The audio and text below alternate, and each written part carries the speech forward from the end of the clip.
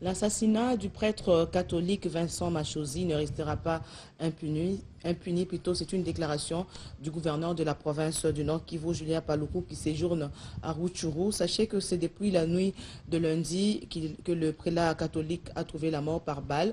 Et c'était donc le mercredi dernier qu'il a été porté en terre à Butembo en présence de plusieurs autorités. Suivez ce reportage. C'est une foule nombreuse qui a accompagné le père Vincent Machozi Karunzu à sa dernière demeure à Mahamba, au sud de la ville de Butembo. C'était après une messe pour le repos de l'âme célébrée à la paroisse Cœur Immaculé de Marie de Kitatumba par l'évêque du diocèse de Butembo béni, Monseigneur Paluku Sikuli Melkisedek, une messe à laquelle ont pris part les autorités locales à leur tête. Le maire de Butembo, Théodore Sikuluva Sakamakala, son collègue de Béni, Jean-Edmond Masumbu Konyoni Banakawa. Le gouvernement provincial du Nord Kivu avait aussi marqué sa présence par la ministre provinciale de l'Éducation, Genre, Famille et Enfants, Adèle Bazizane Maïché. Le cortège accompagnant la dépouille du père Vincent Machozi à sa dernière demeure s'est ensuite ébranlé vers le cimetière assomptionniste en traversant la ville de Butembo par le boulevard principal, récemment modernisé par le gouvernement de la RDC. Le cortège ramassait le regard triste des habitants de la ville de Butembo. Notons que le père Vincent Machozi Karunzu, président mondial du regroupement culturel Kaandaïra, a été abattu par 10 hommes armés en chefferie de Bachou, à près de 20 km à l'est de la ville de Butembo, en territoire de Béni, à minuit du 21 mars 2016. Une mort qui a révolté nombreux habitants de la ville de Butembo et du diocèse de Butembo-Béni. Mais le gouverneur du Nord Kivu, Julien Paluku Kaongia, depuis le Rutshuru où il se trouve, a tenu à rassurer que l'assassinat du père assomptionniste Vincent Machozi Karunzu ne restera pas impuni. Restons toujours dans la province du Nord Kivu. Le chef de l'exécutif provincial du Nord Kivu était sur l'axe routier Rwindi-Busendo, dans les territoires des Rutshuru, un axe où sont commis plusieurs kidnappings et meurtres. Il veut ainsi se rassurer que toutes les dispositions sont prises pour sécuriser les usagers de cette route. Plusieurs autres activités ont été menées par le gouverneur de la province du Nord Kivu, Julien Paluku. Blaise Aïnda nous propose ce reportage. C'est le troisième jour du gouverneur du Nord Kivu, Julien Paluku Kaongia, dans le territoire de Rutshuru. En début de journée, c'est une cérémonie de lancement de la campagne de vaccination contre la poliomyélite à Kiwanja. Julien Paluku Kaongia interpelle les sectes religieuses qui empêchent les parents de faire vacciner leurs enfants. Plus de 500 000 enfants sont ciblés ici dans ces territoires. Après Kiwanja, le gouverneur du terrain des risques, Julien Paluku Kaongia, reprend la route pour les sites touristiques de la Rwindi, tronçon renommé meurtrier en raison des kidnappings observés ici. Le gouverneur multiplie les escales et échange avec les populations riveraines. Une patrouille mixte est observée. Pourquoi l'insécurité persiste? Le commandant de l'opération Soukola 2, le général des brigades Bruno Mandefou, lui fournit toutes les explications et lui fait part des mesures et assurances mises en place afin que les usagers empruntent cette route en toute tranquillité et sécurité. Le site de la Rwindi est en voie d'être réhabilité. C'est devenu un vestige. Il est l'heure de lui faire revivre sa beauté. De retour à Kiwanja, le gouverneur organise une forte mobilisation. Il s'entretient avec la population et les notabilités, toutes rassemblées. Au menu, la sécurité, mais aussi la traque des FDLR et autres groupes armés locaux. La population est appelée à se désolidariser de ces criminels. L'humanité a célébré ce jeudi 24 mars 2016 la journée mondiale de lutte contre la tuberculose avec comme thème « S'unir pour mettre fin à la tuberculose ». En République démocratique du Congo, un accent particulier est mis sur les enfants pour éliminer cette maladie d'ici 2030. Annie Peya, Muriel Sambou signe ce reportage. La tuberculose demeure un problème de santé majeur en République démocratique du Congo, avec plus de 100 000 cas dépistés chaque année. En ce jour où le monde célèbre la journée mondiale de lutte contre cette maladie meurtrière, l'RDC met un accent particulier sur les enfants considérés comme vulnérables. Le docteur Brian Bakoko, coordonnateur provincial de lutte contre la tuberculose, livre ici les raisons de ce choix. Le diagnostic de la tuberculose chez les enfants est difficile. Et souvent, on n'arrive pas à mettre en évidence le microbe de la tuberculose à temps. Et les enfants sont souvent oubliés et ils meurent de cette maladie sans qu'on puisse le déclarer. Compté parmi les 30 pays à forte charge de la tuberculose dans le monde, l'RDC s'est engagé dans la lutte contre cette maladie en instaurant la gratuité de la prise en charge des malades tuberculeux. L'on enregistre à ce jour un taux de 87% de succès thérapeutique pour un taux de détection de 52%. Victime de la tuberculose et guérie après traitement, Aurélie Ochoudi témoigne. J'avais des fièvres qui persistaient. Mes parents m'emmenaient à chaque fois à l'hôpital, ils m'en disaient toujours que j'avais la malaria. Jusqu'au mois de juin, on m'a hospitalisé à Ngaliema et le médecin a détecté que je souffre de la tuberculose. Il faut quand même accepter que j'entre au traitement de la tuberculose. Et je suis là devant vous, je suis guérie. Ils m'ont donné un traitement de 6 mois. La tuberculose se propage d'une personne à une autre par voie aérienne. Comment se comporter face à cette maladie? Si quelqu'un est déclaré positif, il y a toute une série de mesures que l'infirmier, le personnel soignant met à la disposition du malade. Et à certaines précautions élémentaires, notamment les mesures de contrôle de l'infection que le malade doit appliquer, notamment quand il tousse, il peut tousser en couvrant la bouche et le nez avec son bras. Il ne faut plus attendre 15 jours pour se faire dépister. La raison mère de cette cérémonie des chansons et seinettes pour sensibiliser la population. Il faut noter que le kit alimentaire a été remis symboliquement aux malades, des chaises et tables au centre qui gère bien la tuberculose à Kinshasa.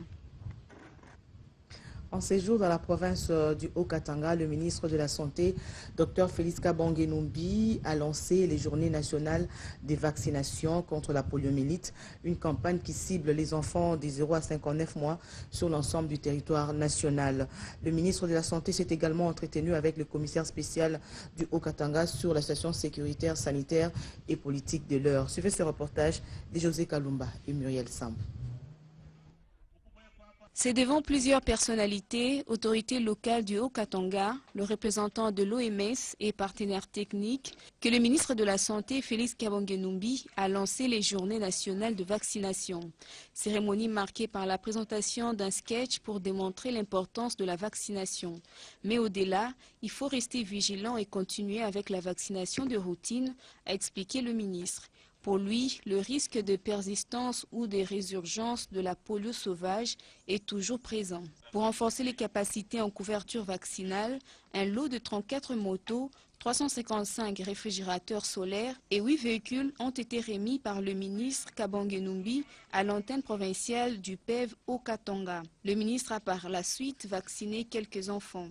Juste après, il a été reçu en audience par le commissaire spécial. Les deux autorités ont fait le point de la situation politique, sécuritaire et sanitaire de la province, dont notamment l'élection des gouverneurs fixée pour le 26 mars. Nous avons échangé sur les stratégies pour aider le ticket du chef de l'État à pouvoir passer ici à Lubumbashi. C'était très important parce qu'en tant que commissaire spécial du Haut-Katanga, il détient les réalités les plus actuelles et c'était important que nous puissions échanger et je suis très content. Rappelons qu'à sa descente d'avion, le ministre de la Santé a été accueilli par le commissaire spécial adjoint en charge des questions économiques et le maire de la ville. Dans les secteurs de l'éducation, sachez que le gouvernement de la République voudrait voir les parents, les enseignants et les autres parties prenantes s'investir pour améliorer la qualité de l'éducation à travers une interaction avec le ministère de l'enseignement primaire, secondaire, initiation à la nouvelle citoyenneté. Pour ce faire, un déjeuner de travail a été organisé autour de la redevabilité sociale dans le sous-secteur de l'EPES. Blaise Aïdantolé pour le plus ample détail. Le vice-premier ministre et ministre de Postes, Télécommunications et Nouvelles Technologies de l'Information et de la Communication, Thomas Douaka, marque sa présence à cette importante cérémonie organisée par les ministères de l'enseignement primaire, secondaire et initiation à la nouvelle citoyenneté. Maker Mwangou Famba est également présent. Il s'agit d'un déjeuner de travail avec toutes les parties prenantes autour de la redevabilité sociale dans le sous-secteur de l'enseignement primaire et secondaire. L'État, qui a demeuré pendant longtemps principal fournisseur de l'enseignement en République démocratique du Congo veut associer les parents et les enseignants à relever ces secteurs. Tout le monde a une responsabilité concernant la qualité de l'enseignement. Désormais, grâce à l'appui de la Banque mondiale, il existera une plateforme qui permet aux parties prenantes d'entrer en contact avec les ministères de l'enseignement primaire, secondaire et initiation à la nouvelle citoyenneté. Les ministres considèrent que nous devons changer la façon de faire. Désormais, les parents, les enseignants doivent avoir un mot à dire sur la qualité, sur la manière d'enseigner nos enfants. C'est pour ça justement, pour pouvoir permettre à tous les parents, pour pouvoir permettre à tous les enseignants d'être en contact avec les ministères pour faire leurs observations, leurs remarques et leurs critiques. Comment se déroulera cette opération d'interact? L'idée que le ministère a eue a obtenu l'assentiment des opérateurs. Nous allons travailler avec nos équipes techniques. On a décidé qu'une commission soit constituée par les experts des opérateurs et les experts du ministère. Et dans un très bref délai, ils pourront revenir vers le ministère pour voir quel genre d'assistance ils pourront donner au ministère par rapport à ce projet. Le ministère de l'EPSINC, à travers cette innovation, prouve à suffisance son souci d'améliorer la qualité de l'éducation en République démocratique du Congo, l'éducation étant une affaire de tous. Le gouvernement américain vient de doter les jeunes de la ville de Goma dans la province du Nord Kivu d'un espace culturel. Il s'agit d'une mini-bibliothèque qui va leur permettre de se cultiver, ainsi avoir une idée sur la culture américaine. L'inauguration a été faite par l'ambassadeur des États-Unis d'Amérique en RDC sur place à Goma dans la province du Nord Kivu. Hortense Dabako pour le plus ample détail. Cet espace culturel américain comprend une mini-bibliothèque avec une librairie électronique, des manuels et ouvrages de savoir sur la culture du peuple américain, des ouvrages de télécommunications, bref, un foyer culturel servant de contact et de collaboration.